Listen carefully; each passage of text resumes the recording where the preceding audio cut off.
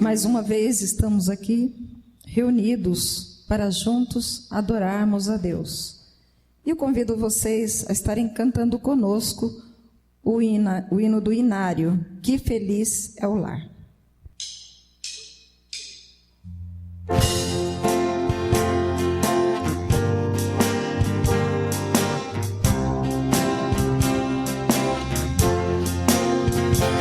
Nossa casa parece colmeia, com abelhas sair e a chegar.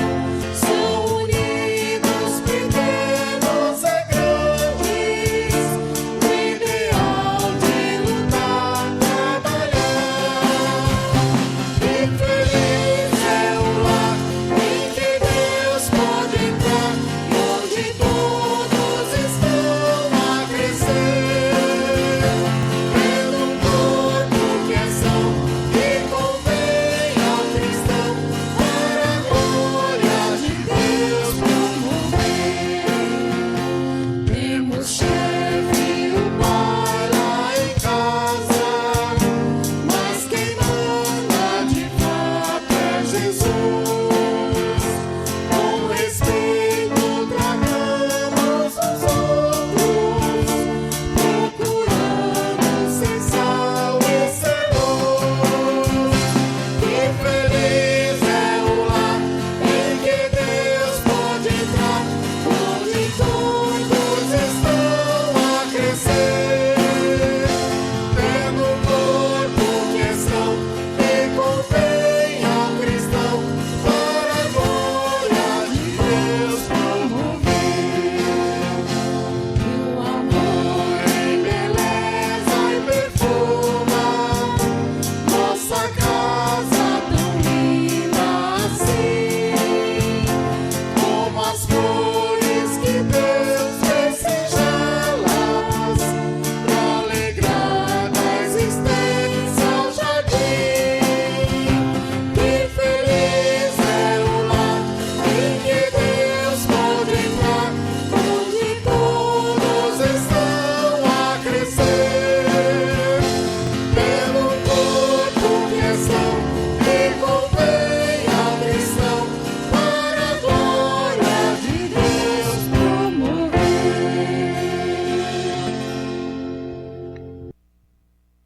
No Salmo 133, 1, diz: ó quão bom e quão suave é que os irmãos vivam em união. E esse louvor que nós vamos estar cantando, ele também fala disso. O título dele é Mandamento de Amor. Um mandamento dado a nós para vivermos como irmãos.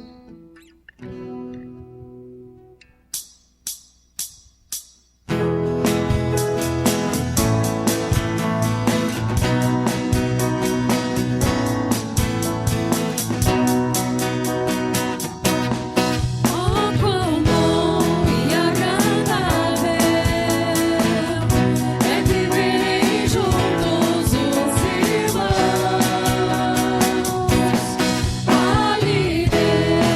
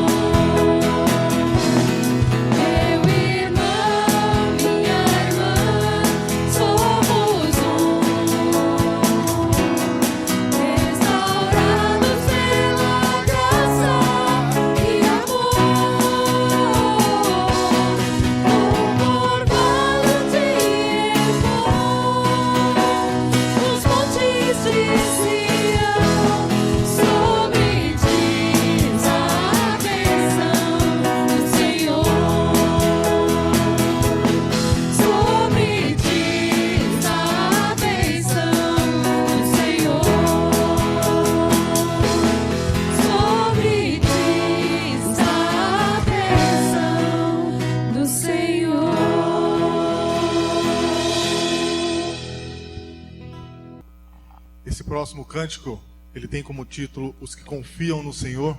Cântico muito animado, muito bonito, mas ele traz também uma mensagem muito boa para nós, para que nós de fato venhamos a confiar no nosso Deus, principalmente nos momentos de grandes dificuldades que nós estamos passando. Então vamos entoar com muita propriedade, porque é para a honra e glória do nosso Deus.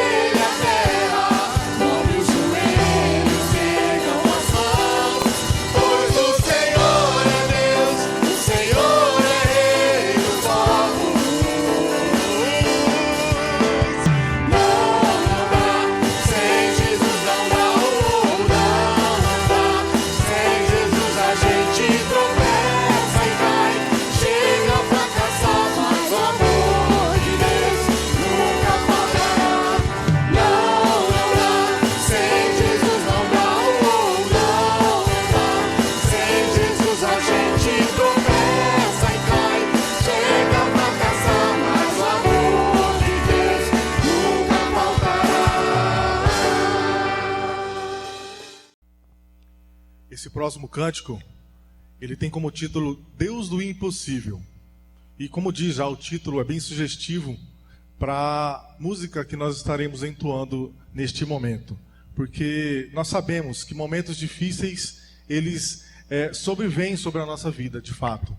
Momentos realmente obscuros, mas nós temos uma certeza que Deus sempre está do nosso lado. Deus, Ele é o Deus realmente do impossível, que resolve todos os problemas, mesmo aqueles problemas que nós achamos que não tem solução. E por isso, nós temos grandes motivos de estarmos alegres. Amém?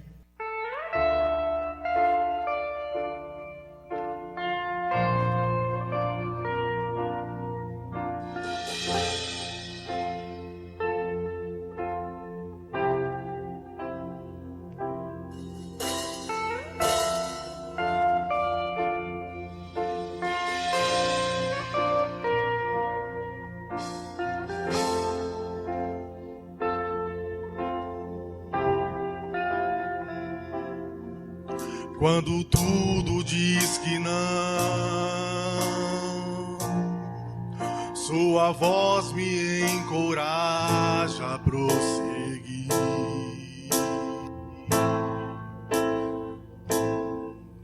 Quando tudo diz que não, ou parece que o mar não vai se abrir,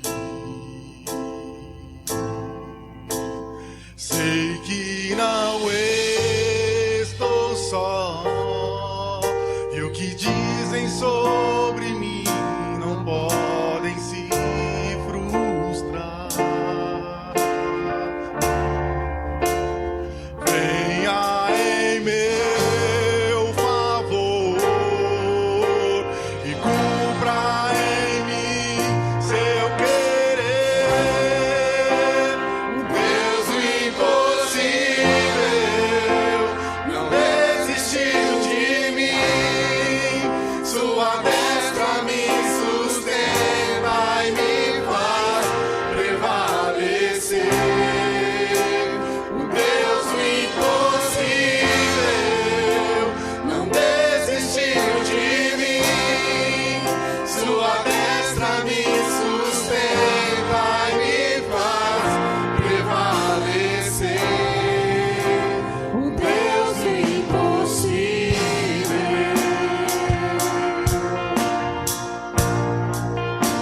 O Deus do impossível.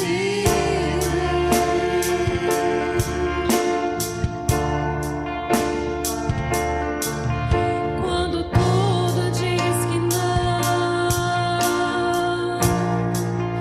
sua voz me encoraja a prosseguir.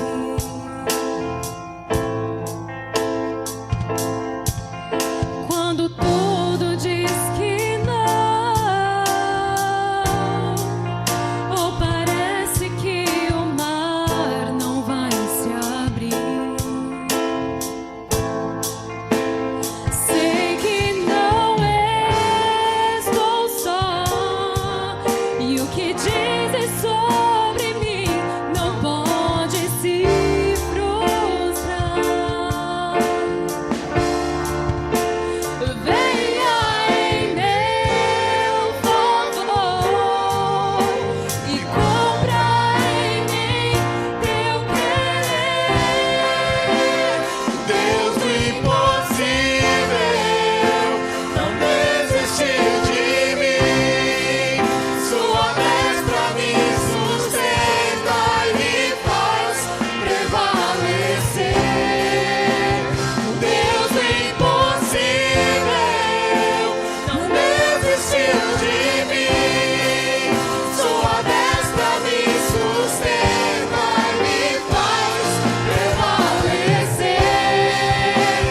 Deus do impossível não desistiu de mim. Sua destra me sustenta e me faz prevalecer.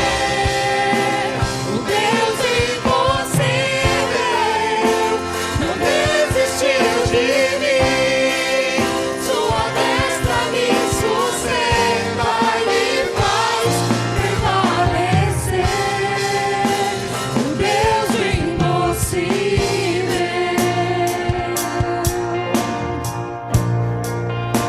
O Deus impossível. Oh, aleluia! O Deus impossível.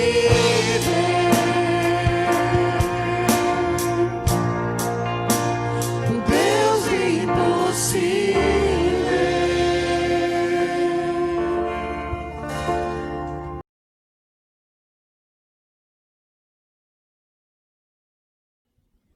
Graça e paz, meus amados. Espero que você e a sua família estejam bem. Ora a Deus para que nós estejamos juntos o mais rápido possível. Que essa pandemia acabe, que a igreja possa se reunir no templo.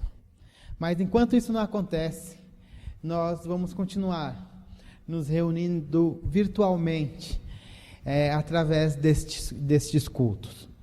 E eu oro a Deus para que você receba esta mensagem, que Deus fale bastante ao seu coração.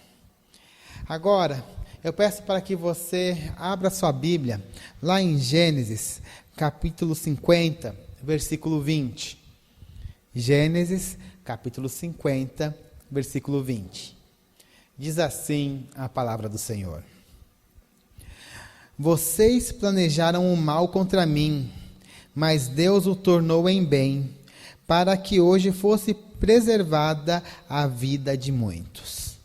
Vamos orar.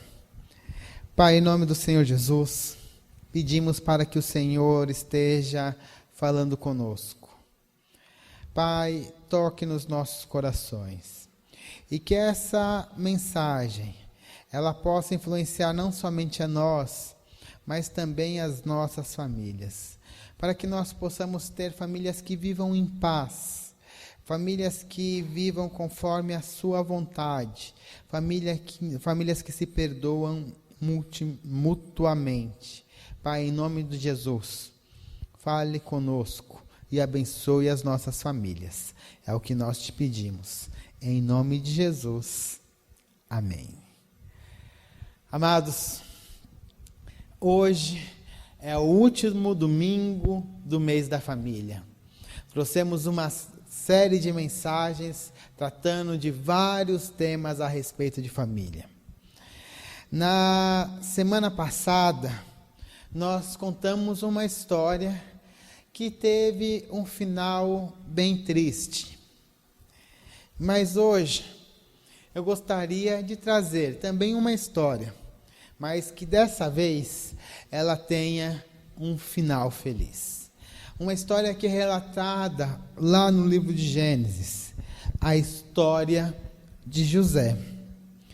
Nós vamos falar sobre o que aconteceu na vida de José e nós vamos enfatizar principalmente os aspectos familiares da história de José. E nós vamos ver quão maravilhoso foi na vida daquela família a ação do perdão e da humildade entre os irmãos. Essa história, ela é maravilhosa. Por isso eu peço para que você acompanhe ela com atenção a partir de agora. Vamos começar. A situação de José. Quando nós falamos de José, nós temos que lembrar quem era ele dentro da família do seu pai Jacó, do seu pai Israel. José, ele era o filho preferido do seu pai. Por quê? Primeiro, ele era o filho da mulher que Jacó amava, de Raquel, né? Então, era o filho e era o filho primogênito de Raquel. Então, ele tinha um carinho todo especial com José. E além disso, nós temos que lembrar que Raquel, ela tinha morrido, né? Lá em Gênesis 35:19, né, nós vamos ver ali a morte de Raquel durante o trabalho de parto do irmão mais novo de José, de Benjamim. Mas, além disso, nós temos que lembrar que Jacó tinha outros filhos. E esses outros filhos, eles eram de outras esposas. Ele tinha a Bila, a Lia, e tinha uma terceira, uma quarta esposa. E dessas 4 esposas, Jacó tinha os seus 12 filhos. Né? E José e Benjamim, eles eram os filhos da mulher que Jacó amava. E Jacó, ele não escondia a sua predileção por José. Lá em Gênesis capítulo 37, versículo 3, nós vamos ver o seguinte: Ora, Israel gostava mais de José do que de qualquer outro filho, porque ele havia nascido em sua velhice. E por isso mandou fazer para ele uma túnica longa. O que nós vemos aqui? A Bíblia deixando claramente que de todos os seus 12 filhos, José era o preferido. E ele, inclusive, dava presentes para José. E nesse caso, a Bíblia está citando especificamente a túnica, a roupa que ele deu para o seu filho, mostrando a sua condição como um filho especial em relação aos outros. José, por sua vez, até por conta que o pai o amava, né, mais do que os outros, ele era odiado pelos seus irmãos. Lá em Gênesis 37, versículo 4, diz assim: quando seus irmãos viram que o pai gostava mais dele do que de qualquer outro filho, odiaram-no e não conseguiram falar com ele amigavelmente. Ou seja, os irmãos eles estavam com ciúmes de José, e ali eles começaram a odiar, a desgostar, e não conseguiam nem mesmo falar com José.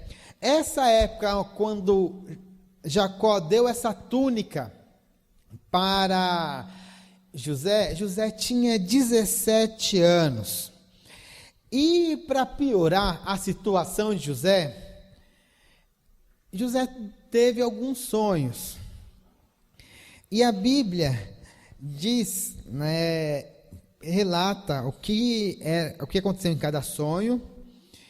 E quando ele relatou esse sonho para os seus irmãos, eles ficaram ainda com mais raiva de José. Olha o que a Bíblia diz lá em Gênesis 37, versículo 5.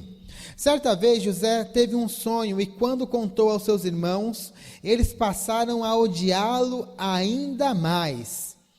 Lá no versículo 6 continua: ouçam o sonho que tive, disse-lhes.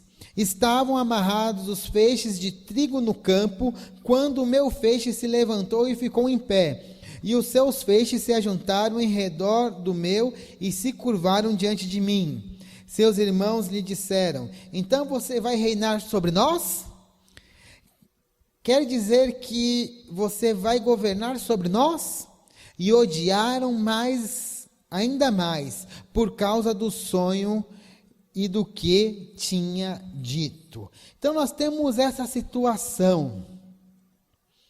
Os irmãos, eles tinham ciúmes de José. Olha lá o que está escrito no versículo 11. Assim seus irmãos tiveram ciúmes dele. O pai, no entanto, refletia naquilo.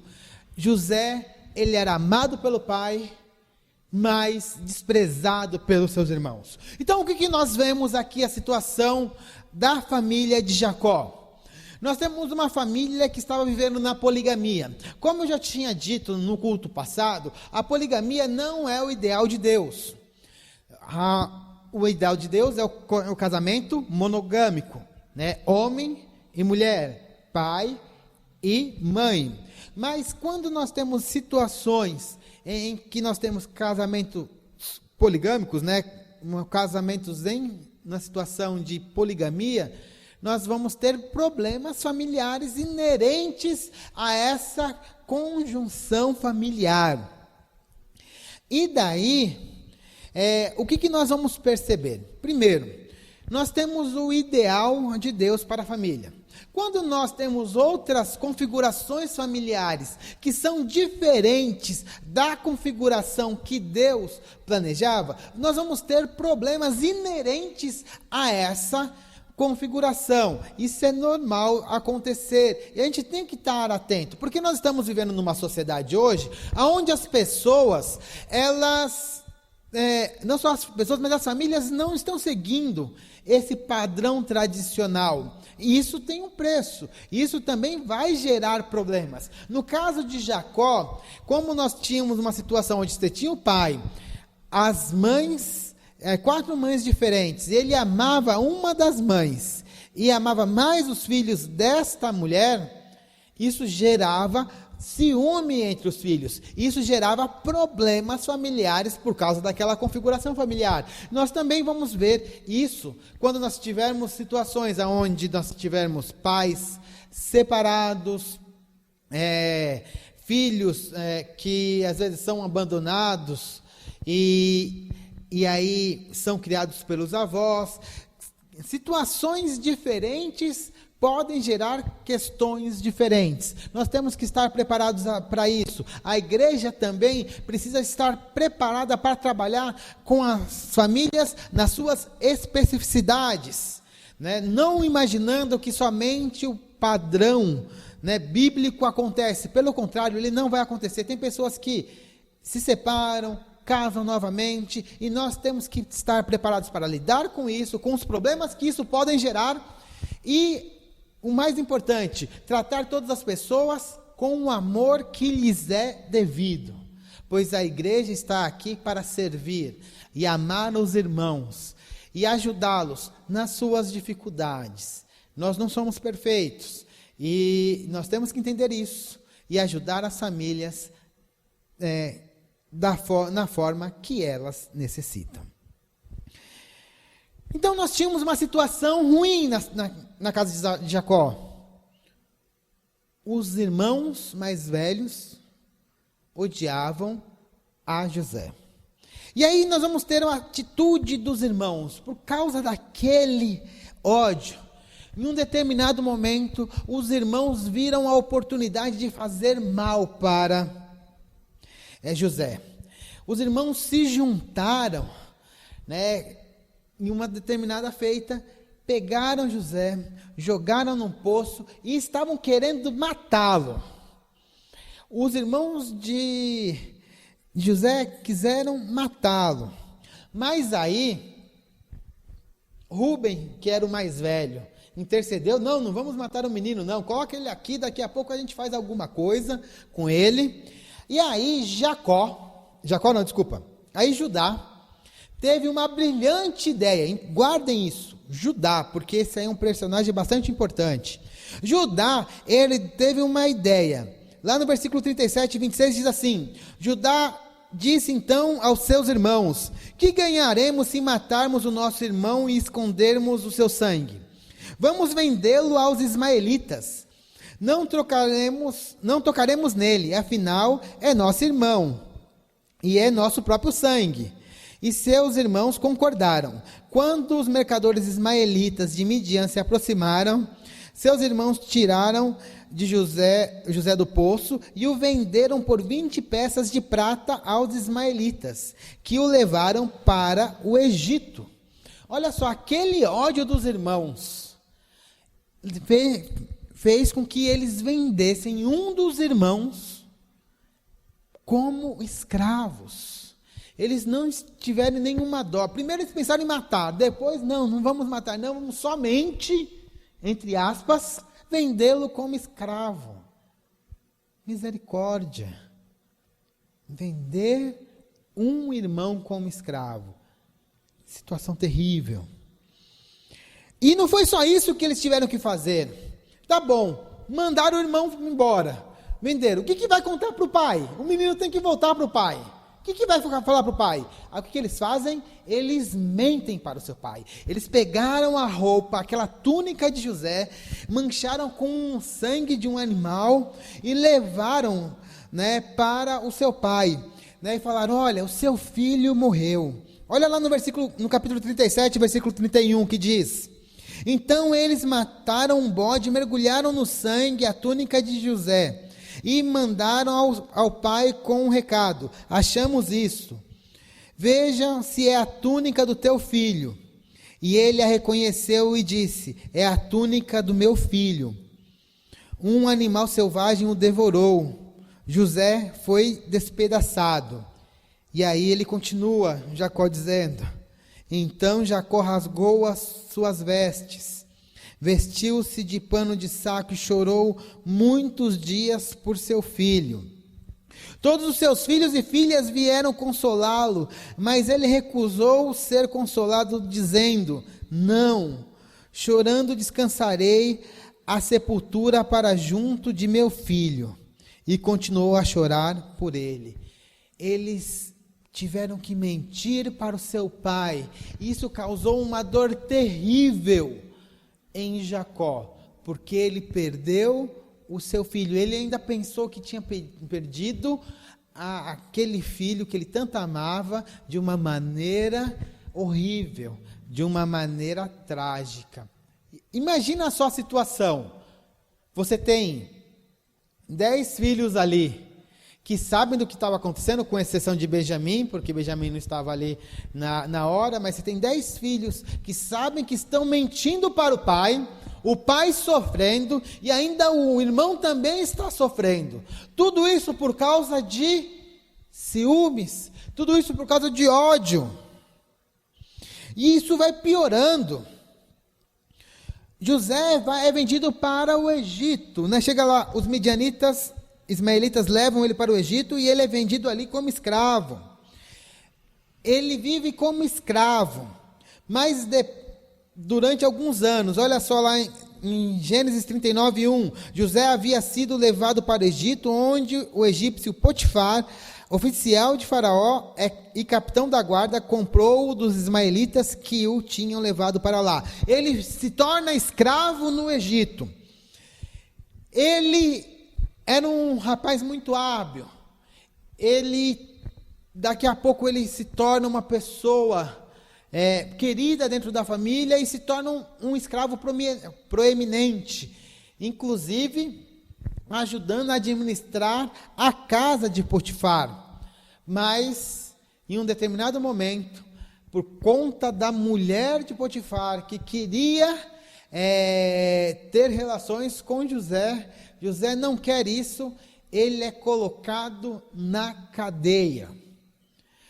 Provavelmente era uma cadeia também administrada por Potifar. Ele é jogado na cadeia. Então, de escravo, ele vai para um lugar muito mais baixo. Ele se torna agora prisioneiro. Então, o sofrimento de José vai aumentando. Ele não somente tinha que lidar com a tristeza de estar longe do pai. Ele não somente tinha que lidar com a tristeza de ter a sua liberdade tolhida como escravo. Agora, ele não poderia nem mesmo se movimentar, sair para os lugares, porque agora ele tinha se tornado um prisioneiro. Essa era a dor de José. Lá na cadeia, nós conhecemos a história, não vou entrar muito em detalhes, mas lá ele tem a oportunidade de sair. Deus, por sua misericórdia, faz com que José, de uma maneira maravilhosa, ele consiga sair dali do estado de prisioneiro para governador. Só resumindo a história, ele tinha dado a interpretação de um sonho de uma das pessoas que estavam ali presas com ele. Essa pessoa era um dos servos do faraó, e quando o faraó teve um sonho, precisava de alguém para interpretar esse sonho, José foi chamado, ele interpretou o sonho de faraó, e além disso, ele deu a solução para lidar com os problemas que o sonho tinha apresentado, que era basicamente 7 anos de bonança, 7 anos de fome. E o faraó precisaria de um administrador. José se mostrou uma pessoa que poderia ser esse administrador. No mesmo momento, faraó o elege como administrador, como governador do Egito, o segundo no reino.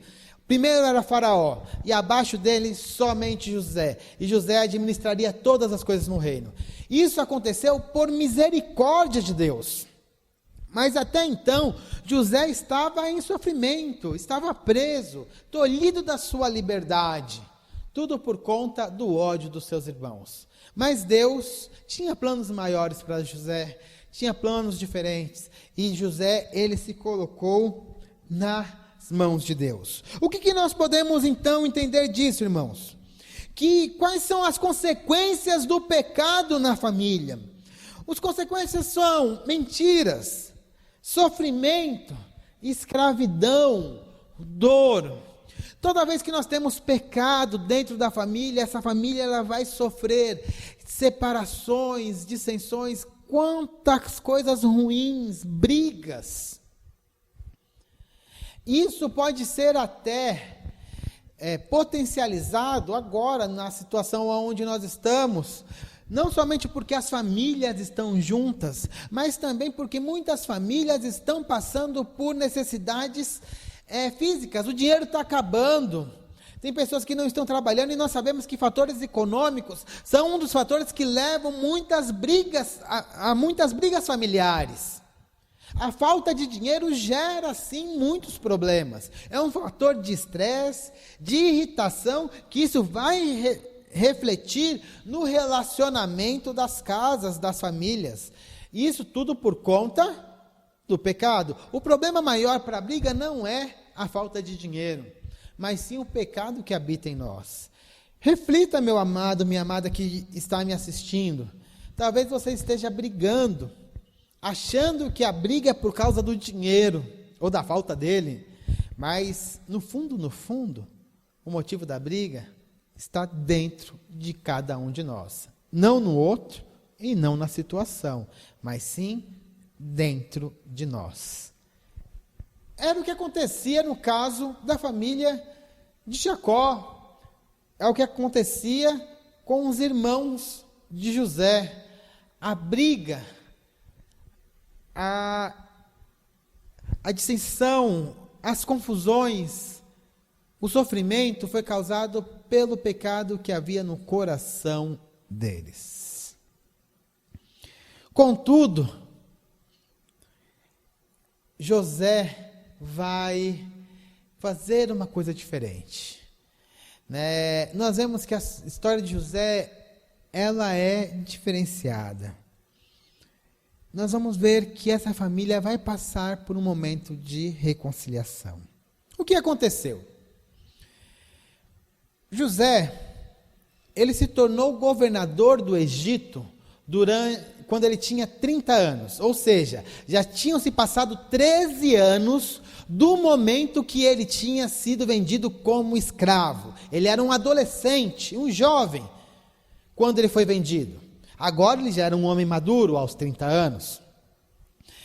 Aí vão se passar 7 anos de bonança. José já vai completar seus 37 anos. E aí vão começar os anos de fome. E se passam os 2 primeiros anos de fome. José, a essa altura, já vai ter 39 anos. São mais ou menos 22 anos do momento que ele tinha sido vendido como escravo. Olha o tempo já. Já tinham se passado mais de 20 anos que ele tinha sido vendido como escravo. E ali havia uma grande fome na terra. Essa fome não era somente no Egito. Era uma fome também que acometeu toda ali a região de Israel, a região onde estava a família de Jacó, juntamente com os seus filhos. E aí Jacó fala para os seus filhos. Jacó, a essa altura, já um idoso, já um homem idoso. A Bíblia vai falar que ele já tinha mais de 100 anos a essa altura, tá? Só para vocês terem uma ideia. E aí, o que Jacó fala? Lá em Gênesis 42, versículo 1. Quando Jacó soube que no Egito havia trigo, disse a seus filhos: por que estão aí olhando uns para os outros? Disse ainda: ouvi dizer que há trigo no Egito. Desçam até lá e comprem trigo para nós, para que possamos continuar vivos e não morramos de fome. Então o que acontece? Seus filhos, os 10 mais velhos, pegam lá prata, pegam seus animais e vão para o Egito. Chegando no Egito, eles iriam comprar alimento. Provavelmente, José, como governador, ele tratava dos casos especiais. Porque nesse caso, nós temos que lembrar que nós estamos falando de uma história que aconteceu pelo menos mais de 3.000 anos atrás. Então, quando chegava um estrangeiro, eles iam verificar se esse estrangeiro não estava querendo fazer alguma coisa errada, se ele não estava só verificando uma terra para depois invadir. Tinha toda uma questão de segurança que tinha que ser tomado. Provavelmente por isso os irmãos, ao invés de comprar trigo diretamente, eles foram levados para José, para que eles pudessem comprar ou não. José iria avaliar o caso e, se fosse o caso, venderia o alimento ou não. E a Bíblia fala que na hora que os irmãos o viram, não o reconheceram. Por quê? Primeiro, porque já tinham se passado 20 anos. Segundo, porque ele estava vestido como egípcio, né? Ele não falava diretamente com seus irmãos, ele falava através de um intérprete. E os seus irmãos iam contando a situação. Eles iam contando o que estava acontecendo com eles, e José ia falando com o intérprete. Mas no exato momento, ele já soube que eram seus irmãos. E José, a princípio, não perdoou seus irmãos, não. Ali, a Bíblia não fala explicitamente, mas mostra um certo remorso, porque ele não se mostra para os seus irmãos, até porque ele não confiava. Imagina só, alguém te vende como escravo, você vai confiar nessa pessoa? Provavelmente não. Foi o que aconteceu com José. José não confiou neles, ficou assim, meio que temeroso, mas foi conversando com eles para ir sondando a situação para ver o que estava acontecendo com eles. Né? A Bíblia dá detalhes, eu não vou entrar em detalhes em relação a isso, mas depois você pode acompanhar essa história lá no capítulo 47. E ali, José, ele faz toda uma estratégia ali para tentar buscar o seu irmão. É interessante que ele vai conversando com seus irmãos, depois ele os acusa, falando que eles são espias. É tudo uma jogada para conseguir colher as informações. E depois ele fica sabendo que realmente o seu irmão ainda estava vivo. E eles também falam que seu pai também estava vivo.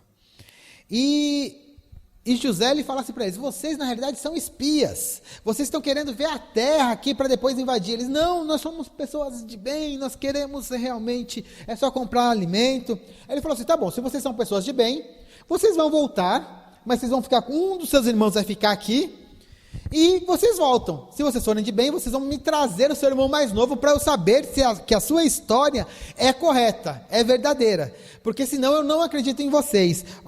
E aí os irmãos, quando ouviram isso de José, eles ficaram assim, tristes, e até falaram entre eles: nossa, meu Deus, isso aqui provavelmente é um castigo daquilo que nós fizemos com José no passado. Olha só o que está escrito lá em Gênesis 47, versículo 21. Eles se prontificaram a fazer isso e disseram uns aos outros: isso o quê? Deixaram um irmão e voltar para a casa deles, né? E trazer o mais novo, que era o Benjamim. Certamente, eles dizem, os irmãos de José, certamente estamos sendo punidos pelo que fizemos a nosso irmão.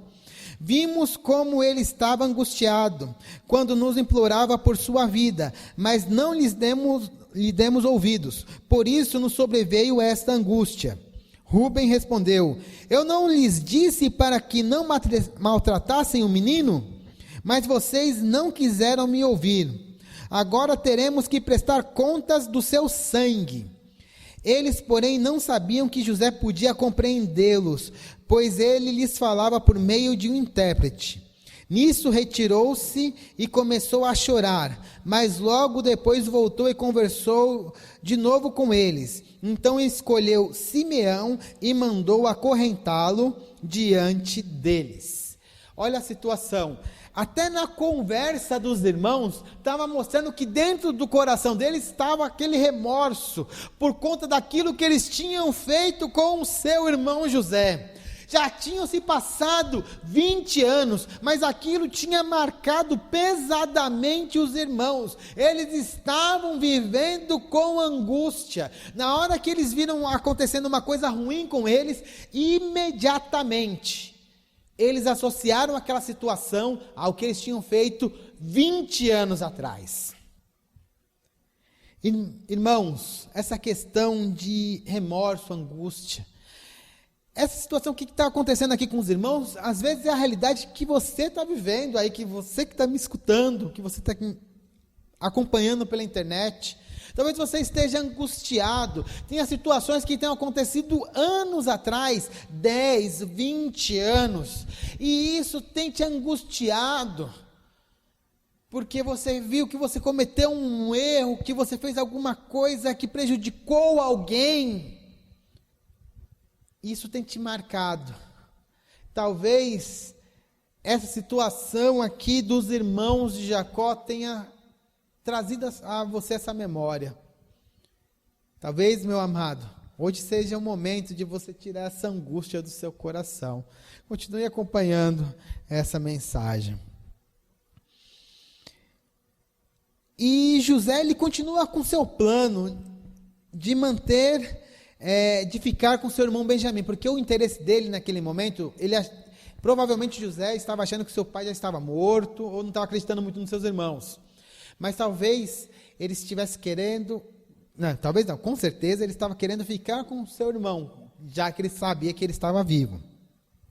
Então José mantém Simeão preso, cuida muito bem de Simeão, não faz com que ele sofra nada, ele cuida de Simeão, mas eles mandam seus irmãos voltarem para a sua casa com o compromisso de retornarem com o seu filho com o filho mais novo de Jacó, com Benjamim. Os irmãos vão embora. Mas quando eles chegam em casa, eles contam a história para Jacó, e o interessante é que eles resolvem não voltar. Jacó já fala: o quê? Vocês estão doidos? Já perdi José, já perdi Simeão, agora vocês querem levar Benjamim para que eu perca mais um? De jeito nenhum. E os irmãos não levam. Então eles não cumprem com a sua palavra, pelo menos no primeiro momento.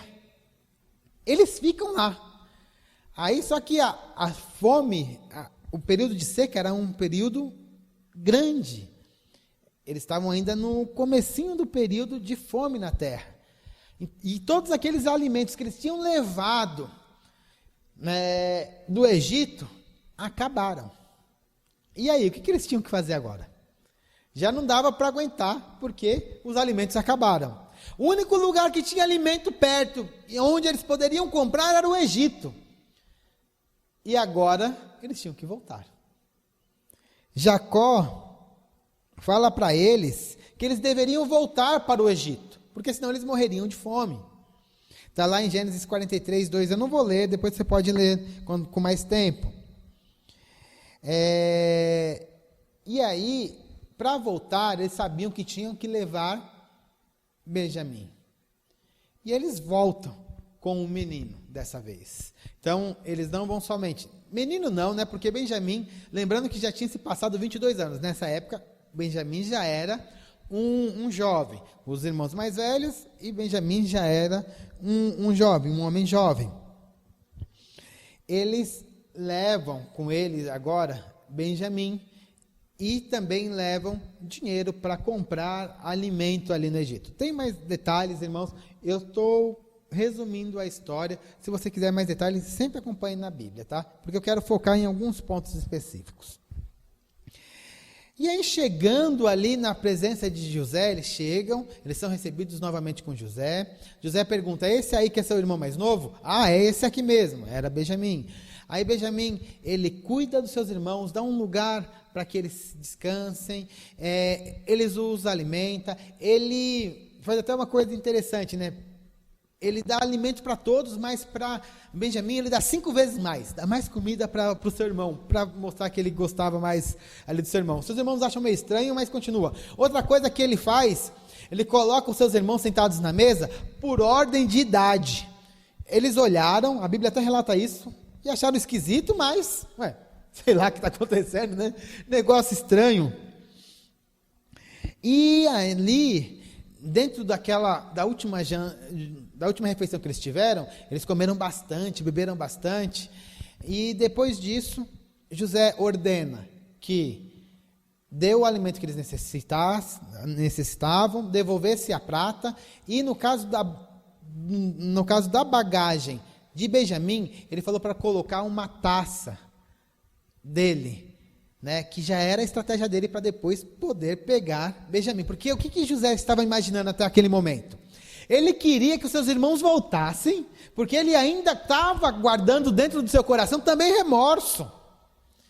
Ele também tinha isso dentro do seu coração. O problema não era somente com os seus irmãos. José também tinha remorso até aquele momento. Ele não queria se mostrar. Ele queria ficar com seu irmão mais novo, né, que era o irmão que era filho da sua mãe, e mandar os seus irmãos embora. Não queria saber dos seus irmãos, né? Ele fez toda uma estratégia. Então, na hora que eles estavam saindo, né, já com a bagagem cheia, mas um dos servos de José corre atrás deles e perguntando: vocês roubaram uma taça do meu senhor? Ah, não, ninguém roubou taça, não. E ainda eles concordam o seguinte: quem que roubou a taça que se torne servo do seu senhor. Tá ótimo, quem roubou a taça vai se tornar servo. E aí eles começaram a caçar dentro da bagagem deles, e aí eles acham a taça na bagagem de quem? De Benjamim, que José tinha plantado isso lá. E aí eles ficam tristes: meu Deus, vai ficar lá Benjamim com José, né, com o egípcio, porque eles não sabiam que ainda era José. Mas, meu Deus, eles vão ficar. O que vai acontecer com meu pai?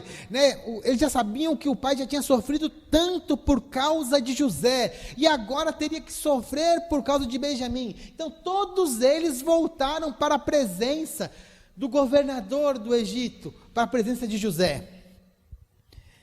E ali José, ele já vai falar: não, aqui ele vai ficar e vocês podem ir embora. Mas aí, eles se desesperam, porque eles sabiam que se eles voltassem sem o menino, sem o rapaz, sem Benjamim, o pai morreria. Eles sabiam disso. E aí, Judá, ele se levanta e vai fazer um discurso. Lembra de Judá, que eu falei lá no comecinho da pregação, que era o Judá que deu a ideia de vender o seu irmão para os egípcios? Ele se levanta ali e faz um discurso. Agora, pois, se eu voltar até o servo, a meu pai, sem levar o jovem conosco, logo que meu pai, que é tão apegado a ele, perceber que o jovem não está conosco, morrerá. Teus servos farão seu velho pai descer seus cabelos brancos à sepultura com tristeza. Além disso, teu servo garantiu a segurança do jovem a seu pai, dizendo-lhe: se eu não trouxer de volta, suportarei essa culpa diante de ti pelo resto da vida. Por isso agora te peço, por favor, deixa o teu servo ficar como escravo do meu senhor no lugar do jovem, e permite que ele volte com os seus irmãos. Como poderei eu voltar a meu pai sem levar o jovem comigo? Não posso ver o mal que sobreviria ao meu pai. Judá, naquele momento, sabendo do que poderia acontecer com seu pai, ele se oferece: deixa meu irmão embora, eu fico no lugar dele, eu sofro as coisas, eu sofro as consequências, mas eu não vou ver lá meu pai sofrendo. Na hora que José vê isso, ele não se aguenta. José, ele é meio chorão, né? Ele estava ali numa situação muito tensa para ele. Ele não se aguenta e abre o berreiro e chora ali perante os irmãos. E ali ele revela quem ele era. E ele fala: não, irmãos, sabe quem que está falando aqui com vocês? Sou eu, sou José. Eu sou o seu irmão. Eles ficam com medo, né? Na hora que eles ficam sabendo ali que era José.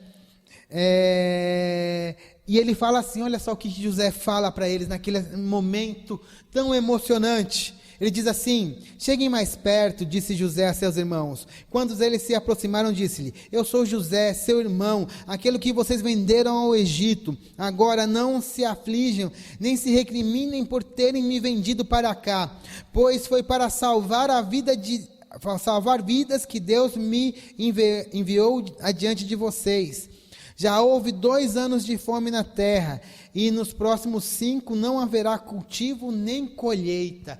Ele abre o seu coração, ele chora com seus irmãos, ele fala assim: não, fiquem tranquilos, o que vocês fizeram não tem problema nenhum, porque Deus estava no controle de tudo.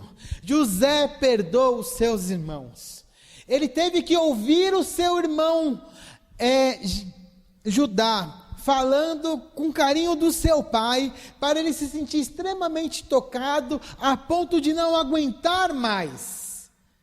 E ali ele se abre, e ali ele perdoa, e ele mostra que não tinha mais ressentimento. Não foi simples isso acontecer com José, demorou algum tempo, mas no final ele perdoa os seus irmãos. E o que a gente entende dessa parte, irmãos? É que a reconciliação nem sempre é uma coisa fácil de conseguir. No caso de José, ele teve o primeiro contato com os irmãos, ele não se revela para os seus irmãos, ele não chega a mentir, mas ele omite a sua identidade, né? Ele tenta trazer seu irmão para cá, tenta mandar os seus irmãos embora sem o jovem. Ele faz toda uma estratégia para manter o seu irmão. Mas no final, aquele discurso de Judá, mostrando seu amor pelo pai, um pai que ele também amava, foi suficiente para quebrar o gelo também no coração de José e a família se reunir. A reconciliação nem sempre é fácil, mas ela é sempre o melhor caminho. E quais são as consequências no perdão? Estamos chegando quase no final dessa mensagem. Quais foram as consequências para esta família do perdão que José deu ali, que ele abriu o seu coração para os seus irmãos?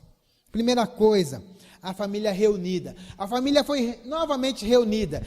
Sabendo do que seu pai estava vindo, José mandou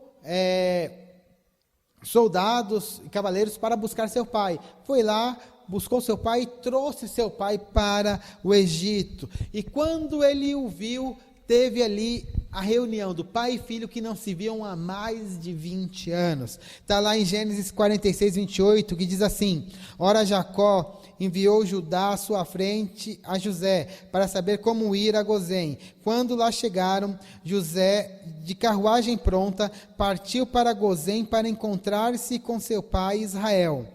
Assim que o viu, correu para abraçá-lo e, abraçando a ele, chorou longamente. Israel disse a José, Israel é Jacó, como vocês sabem: agora já posso morrer, pois vi o seu rosto e sei que você ainda está vivo. Olha que coisa maravilhosa, a família reunida novamente. Segunda consequência do perdão na família: o pai de José, ele é honrado em vida. Quando você perdoa, quando a família está bem, os pais são honrados, e de uma maneira especial, José quis honrar o seu pai. Ele leva o seu pai para o faraó, para apresentá-lo a faraó, e Jacó ora por faraó, mostrando a honra. Isso é um momento que Jacó é extremamente honrado, porque ele intercede até pelo rei do Egito. Olha só o que diz lá em Gênesis 47, 7. Então José levou seu pai Jacó ao faraó e o apresentou a ele. Depois Jacó abençoou o faraó. Olha só, Jacó abençoou o faraó. E este lhe perguntou: quantos anos o Senhor tem? Jacó respondeu ao faraó: são 130 anos da minha peregrinação.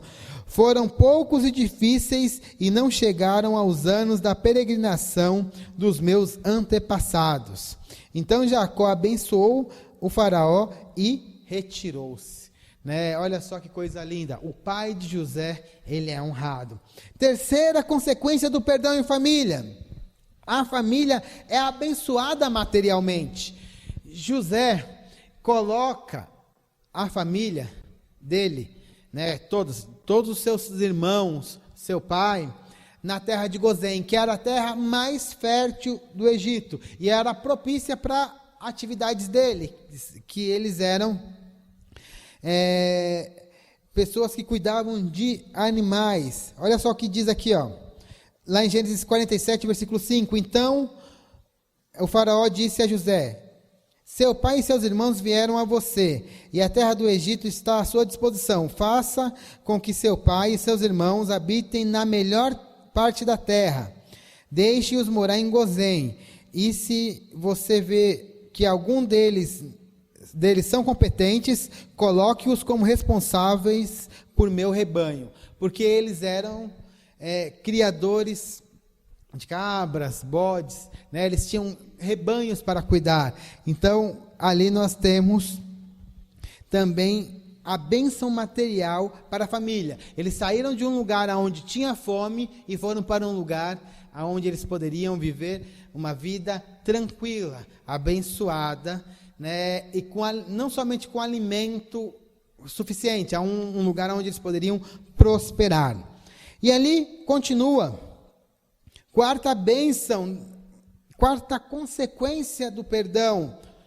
Jacó tem uma boa morte. Uma coisa que eu acho importante, que às vezes o cristão tem que valorizar, é o momento da morte.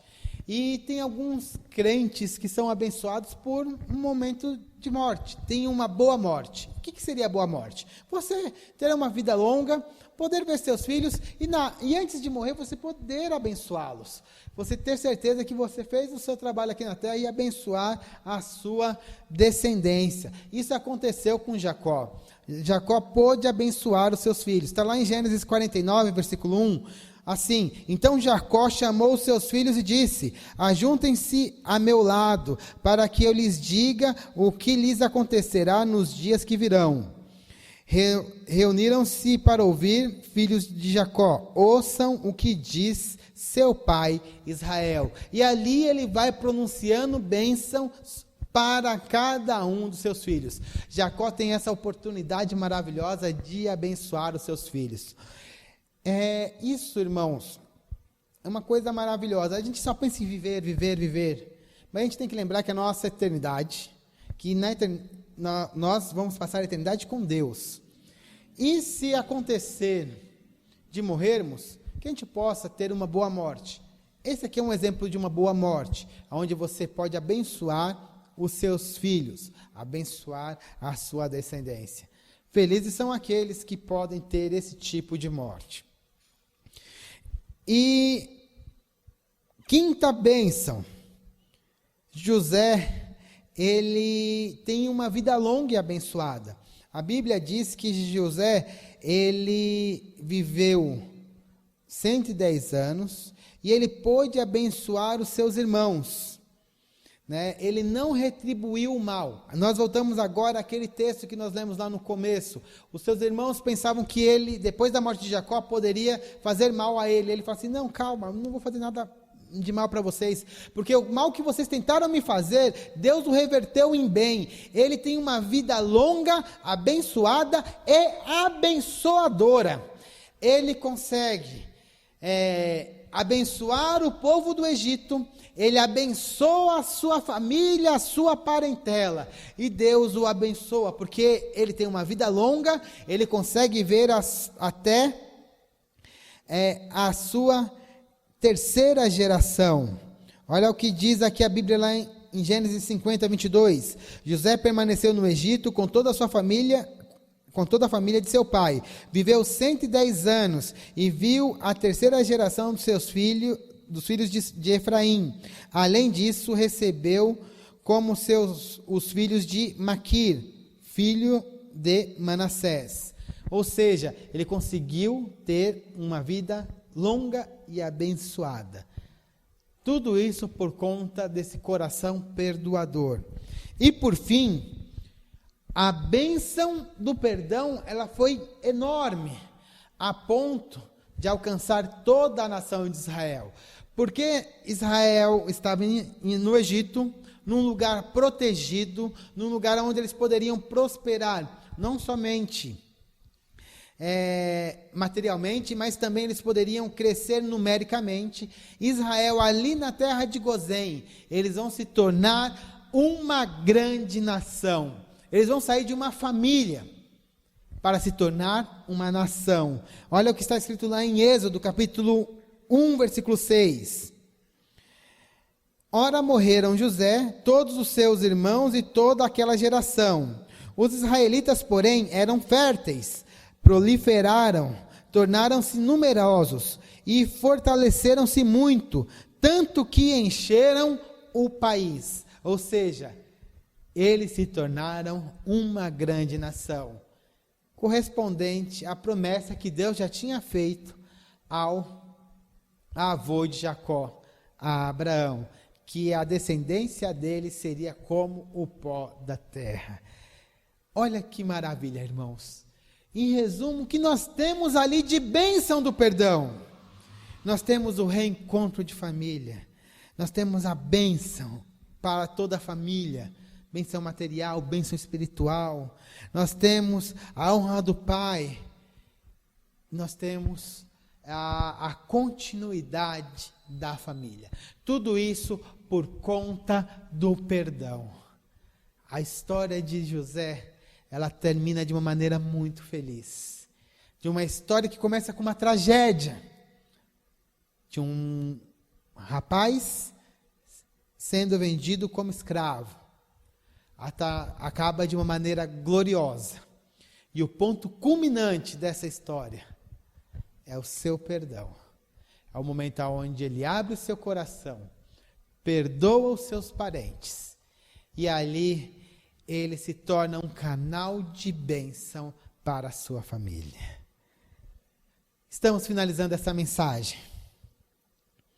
Peço que você preste atenção nisso, irmãos, pois eu gostaria de terminar essa série de mensagens da família com esperança, com uma palavra de esperança.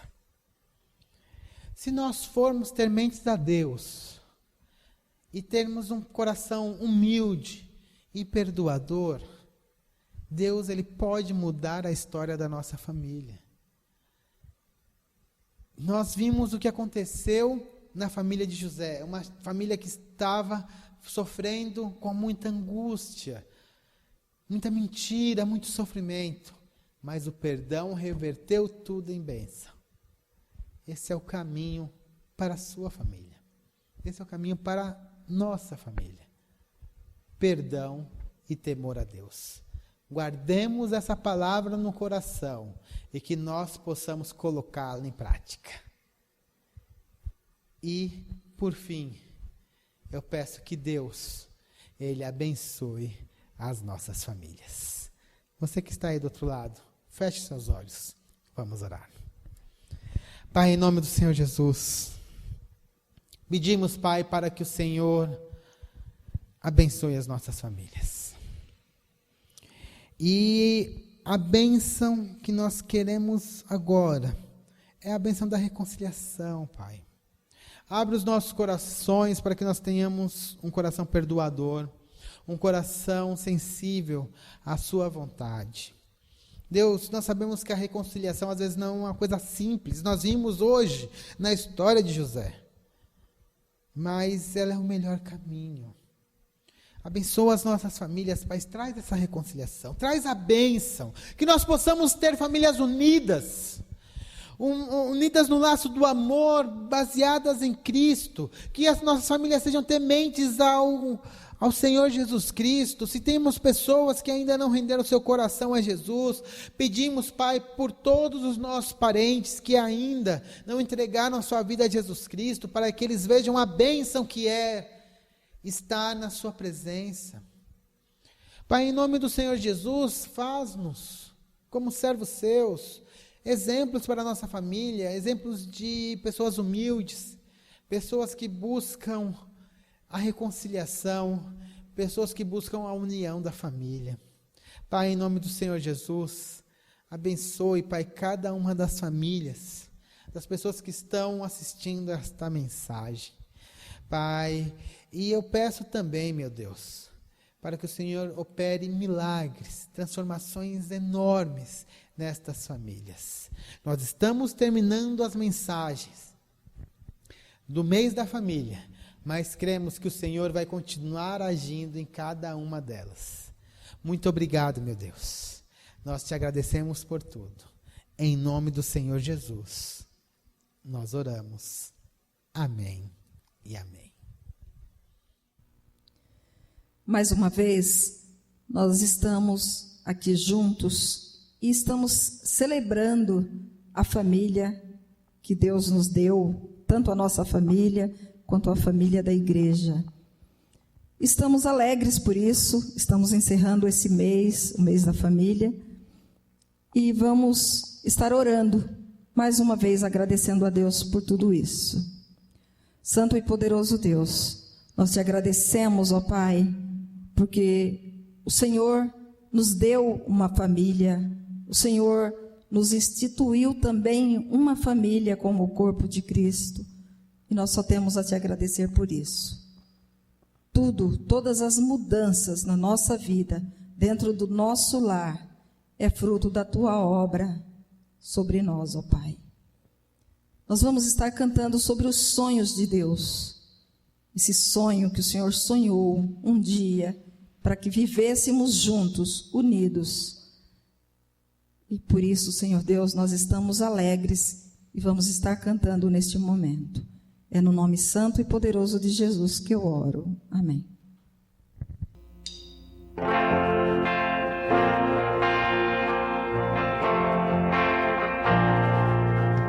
Os sonhos de Deus são maiores que os meus.